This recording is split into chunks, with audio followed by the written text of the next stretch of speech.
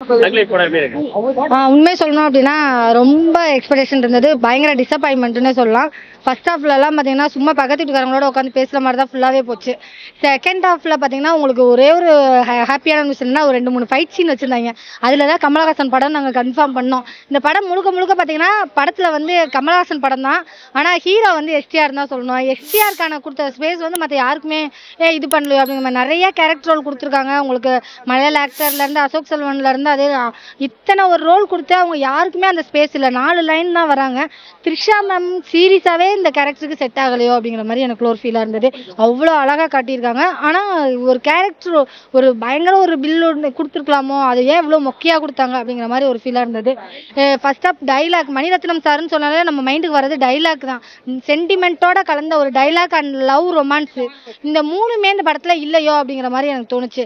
கிளைமேக்ஸில் அவர் மேலே செம்ம கோபம். ஏன் அப்படின்னா ஹீரோவையே போட்டு தள்ளிட்டாங்க கிளைமேக்ஸில். அதுதான் வருத்தமாக இருந்தது. படத்தோட ஹீரோவையே இல்லைன்னா கதை என்னங்க இருக்கும் அப்படிங்கிற மாதிரி ஒரு ஃபீல் இருந்தது. இதை தாண்டி மியூசிக்காக பார்க்கும்போது பார்த்தீங்கன்னா விண்வெளி நாயகன் சாங் வந்து ரொம்ப எக்ஸ்பெக்டேஷன் ஓவர் எக்ஸ்பெக்டேஷனில் இருந்தோம். அது படத்தில் கொஞ்சமாவது எங்கேயாவது கொடுத்துருக்கலாமோ அப்படிங்கிற மாதிரி தோணுச்சு. ஒரே ஒரு டைலாக் மட்டும் படத்தில் கொடுத்துட்டு படம் முடிஞ்சு எல்லாம் வெளில வந்து டோரா சாத்த போகிற நேரத்தில் விண்வெளி நாயகன் பாட்டை போடுறாங்க. என்னடா இது அப்படிங்கிற மாதிரி தோணுச்சு.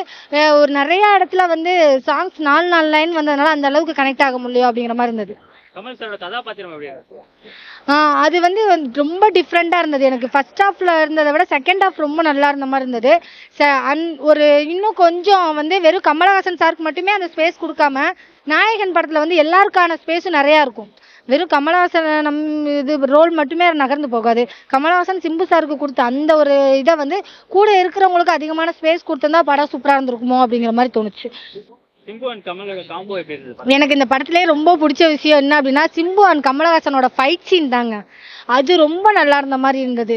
ஏன் அப்படின்னா அந்த ஒரு கேமரா ஒர்க்கா உண்மையிலே அந்த ஃபைட் சீன் அந்த அளவுக்கு இருந்ததான்னு தெரியல. ஆனால் அந்த ஒரு ஃபைட் சீன் வந்து ரொம்ப கனெக்ட் ஆன மாதிரி இருந்தது. கொடுத்த ஃபைட் சீன்லே மற்றபடி பார்த்தீங்கன்னா ஃபைட் சீன்னு சொல்லிட்டு ஓவர் நம்ம எதிர்பார்ப்போம்ல. ஆக்சுவலி கமலஹாசன் சொன்னாலே ஆக்ஷன் சீன்ஸ் எதிர்பார்ப்போம்.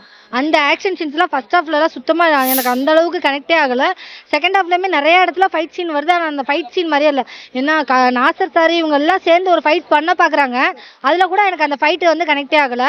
ஸோ இந்த ஒரு ஃபைட் மட்டும்தான் கனெக்ட் ஆச்சு. ஆக்ஷன் சீன்ஸுமே இன்னும் அதிகமாக கொடுத்துருக்கலாமோ அப்படிங்கிற மாதிரி தோணுச்சு.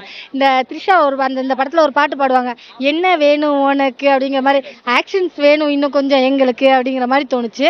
அந்த ஒரு ஆக்ஷன் சீன்ஸ் அதிகமாக கொடுத்துருக்கலாமோ, ரொம்ப கம்மி பண்ணிட்டாங்களோ, அதனாலே ரொம்ப கம்மியான மாதிரி இருந்தது. டைலாக் ஓரியன்டா இன்னும் கொஞ்சம் அதிகமாக கொடுத்துருக்கலாம். நாயகன்ல நம்ம ரசித்தது காரணமே டைலாக் தான். அந்த டைலாக் இதில் எதுலையுமே ஒட்டலை. அவ்வளோ டைலாக் பேசுகிறாங்க ஸ்க்ரீனில், ஒரு டைலாக் கூட மனசில் பதியலை. டோட்டலி சிம்பிளி வேஸ்ட் அப்படிங்கிற மாதிரி இருந்தது. அவங்க உண்மையாக சொல்லணும்னா ஆக்டிங் நல்லா இருந்தது. அதே நேரத்தில் ரொம்ப அழகாக காமிச்சிருந்தாங்க. இத்தனை படத்துலேயே இந்த படத்தில் ரொம்ப ரொம்ப அழகாக இருந்தாங்க. இவ்வளோ வயசில் இவ்வளோ அழகாடா அப்படிங்கிற மாதிரி இருந்தது. ஆனால் வந்து கேரக்டர் ரோலாக பார்க்குறது ரொம்ப இம்பார்ட்டன்ட்லாம். அந்த கேரக்டர் வந்து சுத்தமாக இல்லையோ அப்படிங்கிற மாதிரி தோணுச்சு.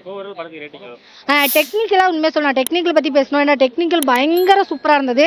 எனக்கு டெக்னிக்கலாக அந்த கேமரா ஒர்க்லாம் ரொம்ப மாசாக இருந்தது. எனக்கு செம்ம ஹாலிவுட் ரேஞ்சோட அந்த டெக்னிக்கல் விஎஃப்எக்ஸாக இருக்கட்டும், அந்த ஒரு சில விஷயங்கள்லாம் இருக்கணும், அதெல்லாம் செம்மையாக இருந்தது. ஆனால் கதையோட அந்த நம்ம ஜாயிண்ட் ஆனால் தான் அதெல்லாம் ரசிக்க முடியும். ஸோ அது வெறும் டெக்னிக்கலுக்காக படம் பார்க்க முடியாதுல்ல. ஸோ அப்படி இருக்கும்போது இந்த படத்துக்கு வந்து டெக்னிக்கலாக 10க்கு 10 கொடுப்பேன். டெக்னிக்கல் இல்லாமல் பார்த்தீங்கன்னா 6 தான் கொடுப்பேன். இந்த வீடியோ பிடிச்சிருந்துச்சுன்னா லைக் பண்ணுங்க, ஷேர் பண்ணுங்க, கமெண்ட் பண்ணுங்க. ரஃபி தியேட்டரை மறக்காம சப்ஸ்கிரைப் பண்ணிருங்க. பெல் பட்டனை கிளிக் பண்ணிருங்க.